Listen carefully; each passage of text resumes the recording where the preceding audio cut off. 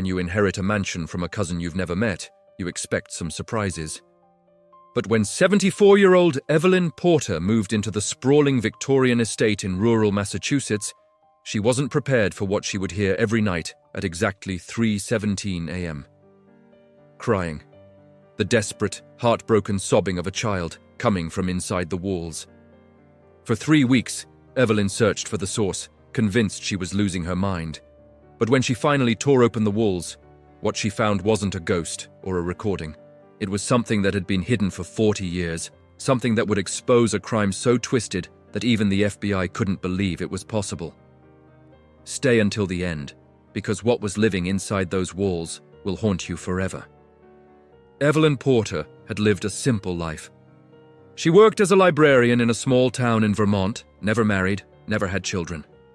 Her world was books, tea, and her 2 cats. So when a lawyer called to inform her that her second cousin, Harold Whitmore, had died and left her his entire estate, she thought there must be some mistake. She'd never even met Harold, didn't know he existed until that phone call, but the lawyer assured her it was real. Harold Whitmore had no other living relatives. The mansion, the property, everything was hers. The only condition was that she had to live in the house for at least 1 year before she could sell it. Something about Harold's wishes to keep the property in the family. Evelyn had nothing keeping her in Vermont. Her retirement was barely enough to cover her rent. A free mansion, even with the strange condition, seemed like a gift from heaven. She packed up her life, loaded her cats into carriers, and drove 6 hours to the address the lawyer had given her. The Whitmore mansion sat at the end of a long, winding driveway, surrounded by acres of overgrown gardens and dense forest.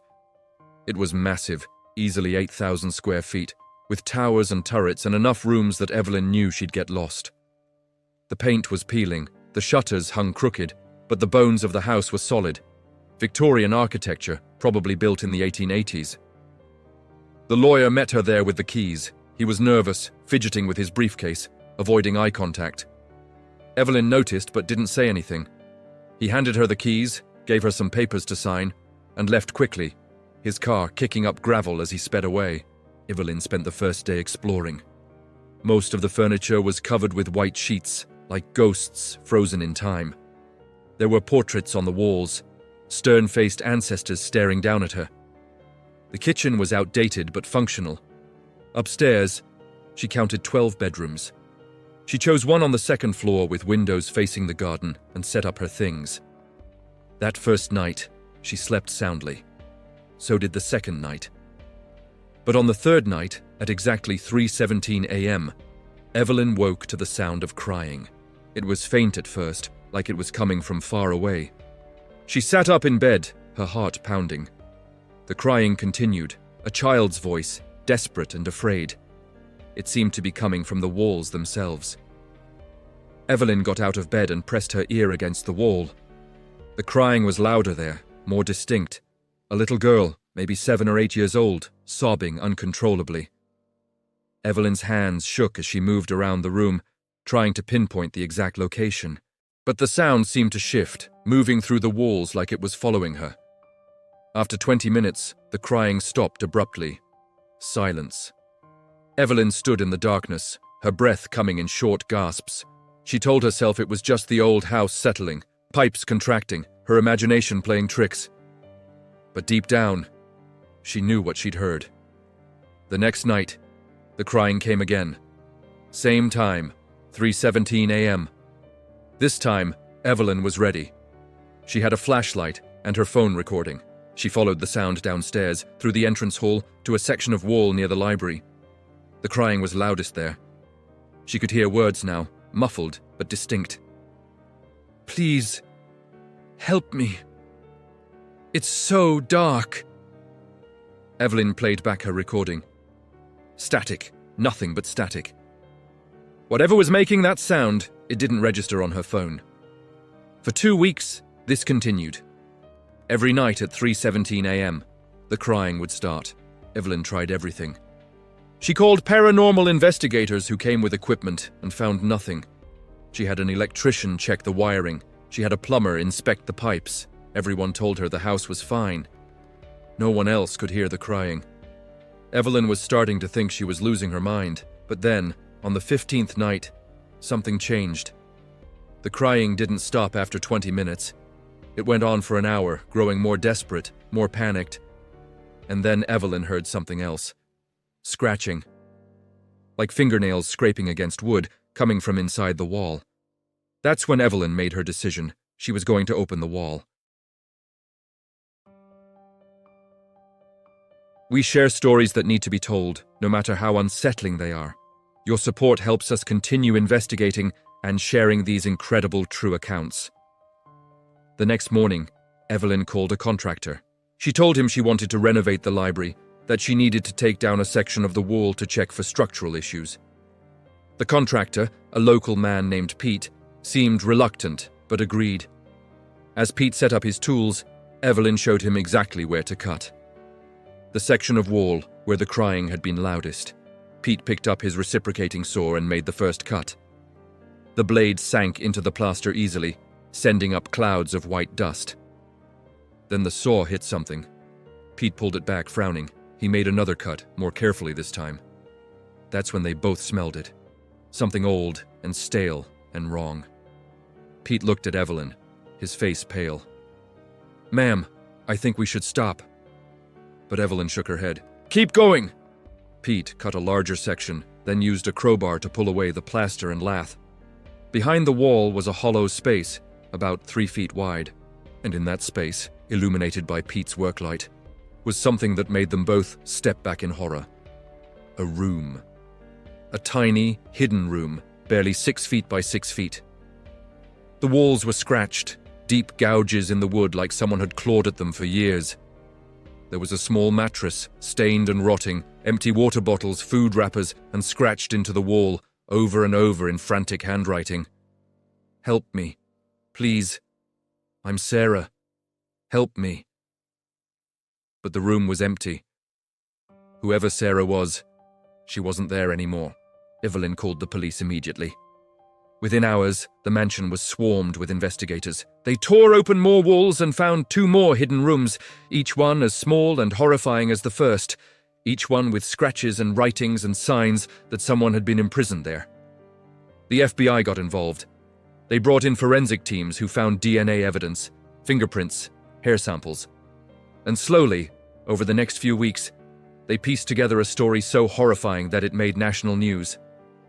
Harold Whitmore, Evelyn's second cousin, had been a respected member of the community. A wealthy businessman, a philanthropist, a pillar of society. But he had a secret. For over 40 years he had been kidnapping girls.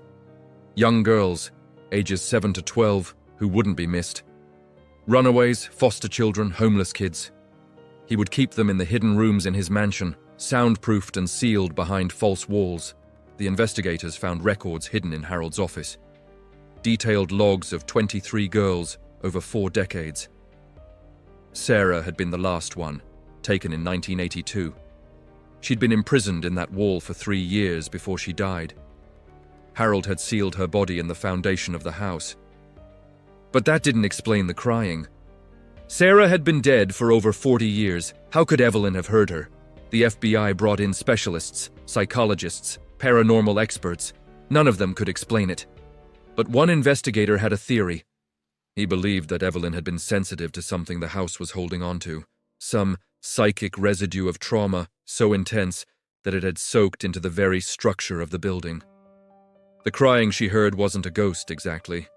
It was an echo, a recording imprinted on the house itself, triggered by the presence of someone who could hear it. And Evelyn could hear it because Harold had wanted her to. The lawyer revealed that Harold had been diagnosed with terminal cancer 6 months before he died. In his final weeks, consumed by guilt, he'd changed his will. He'd left everything to Evelyn specifically because he'd researched her, learned about her sensitivity, her kindness, her ability to listen. He'd left her the house knowing she would hear the crying, knowing she would investigate, knowing she would find the truth.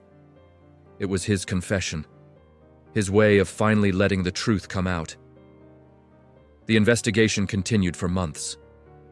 Using Harold's records and the DNA evidence, the FBI was able to identify 16 of the 23 victims. They contacted families who had been searching for their daughters for decades. Some had given up hope. Others had never stopped looking. Evelyn helped however she could. She let investigators work, gave them full access to the property.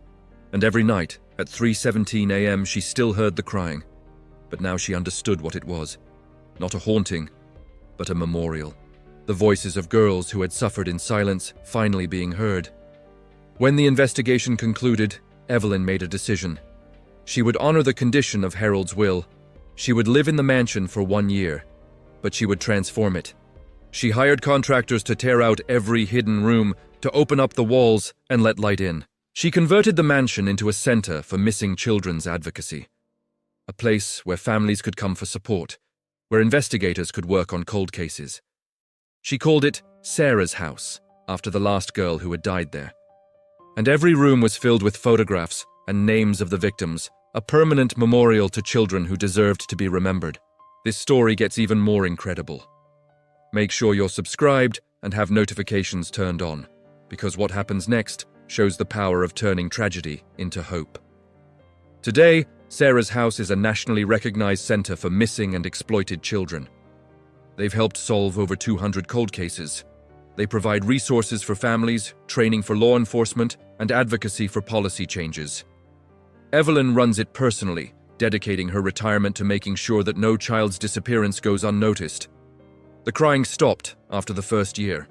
Evelyn believes it's because the girls' stories had finally been told, their voices finally heard. The house is different now, filled with light and hope instead of darkness and secrets. As for Harold Whitmore, his name has been erased from every building and charity he donated to. His grave is unmarked, but the girls he hurt are remembered. Their names are carved into a memorial wall at Sarah's house, 23 names that will never be forgotten. Evelyn is now 76 years old. She still lives in the mansion, surrounded by staff and volunteers who have become her family. She says that inheriting that house was the worst and best thing that ever happened to her. The worst because of what she discovered. The best because it gave her a purpose she never knew she needed. She visits the memorial wall every morning and reads each name out loud. "I promise you're not forgotten," she tells them. "I promise your voices were heard." And in a way they were, because Evelyn listened when no one else could. If Evelyn's story moved you, please like this video and subscribe to our channel. Share this with someone who needs to be reminded that even the darkest secrets eventually come to light. Leave a comment below telling us what you think. Could you have lived in that house? Would you have opened the walls? Thank you for watching, and remember that sometimes the bravest thing we can do is listen to the voices that everyone else has ignored. Sometimes those voices are crying out from the darkness, waiting for someone who cares enough to bring them into the light.